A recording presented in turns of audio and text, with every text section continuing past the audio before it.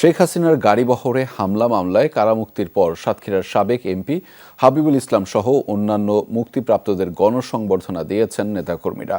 কলারোয়ায় আয়োজিত জনসভায় ভাষণ দেন বিএনপির ভারপ্রাপ্ত চেয়ারপারসন তারেক রহমান। এ সময় তিনি বলেন, কিছু রাজনৈতিক দল প্রতিবেশী দেশের ফাঁদে পা দিয়েছে, দেশে গণতন্ত্র ফিরুক, তারা তা চায় না বলেও উল্লেখ করেছেন তিনি।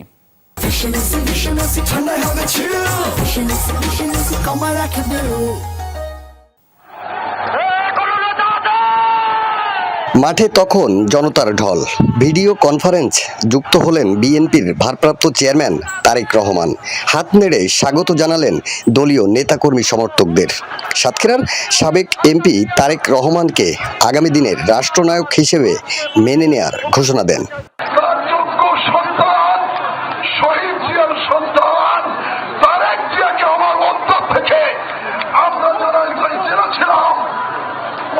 পরীক্ষা দিয়ে তার সামনে হাজির হয়েছি, আমরা তাকে অন্তর থেকে রাষ্ট্রনায়ক ঘোষণা করছি।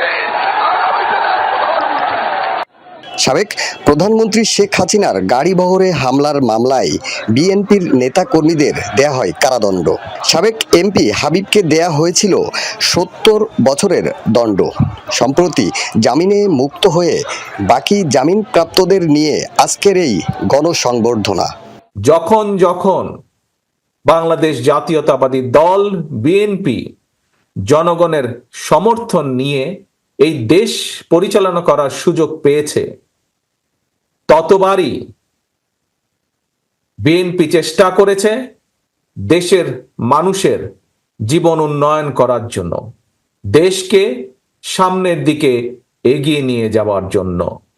সাতক্ষীরার আমের কথা বলেন তারেক রহমান, বলেননি চিংড়ি মাছের কথাও। এই অঞ্চলে একটি সুস্বাদু আম উৎপাদিত হয়, ক্ষীর সাপাতি নামে একটি আম, ল্যাংড়া আম, যা এই দেশের মানুষ, এই এলাকার মানুষ সমগ্র বাংলাদেশে যা সরবরাহ করেন, বাংলাদেশের মানুষের ঘরে ঘরেই সুস্বাদু আম পৌঁছে দেন।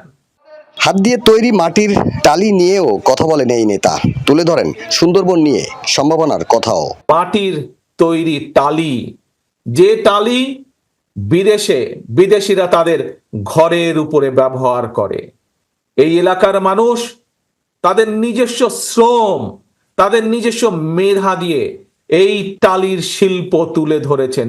সাতক্ষীরার কলারোয়া ফুটবল মাঠে এই অনুষ্ঠানের আয়োজন করা হয়। আকরামুল ইসলাম, যমুনা নিউজ, সাতক্ষীরা।